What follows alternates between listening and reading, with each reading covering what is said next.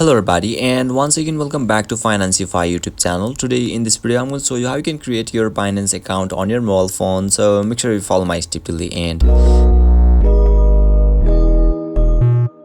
First thing first, I assume that you have already downloaded the Binance app, and now once you open it, you'll be able to see the interface or dashboard of the Binance apps on in the screen, where you can see there is a button sign up/login. So let's tap on that button, which is in yellow color.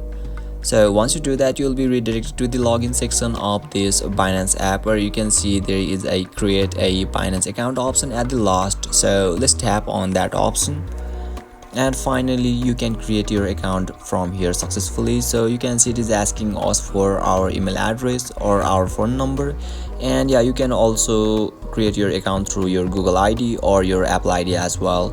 So let me enter my email address for now.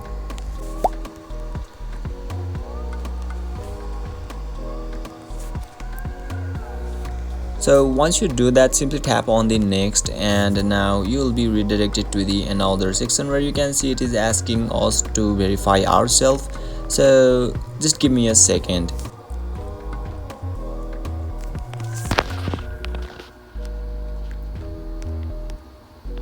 So once you verify yourself, you can see it is asking us to create a password, and before that you can see our password must have at least 8 characters, 1 number and 1 uppercase letter. So let me show you an example.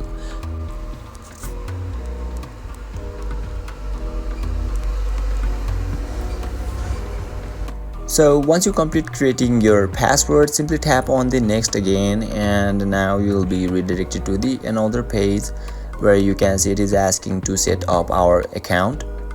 So it is optional, so let's tap on the verify identity, and yeah, you'll be able to create your account successfully. So basically this is how you can create your Binance account, and if you still encounter any issue during this process, feel free to leave a comment and I'll be happy to assist you.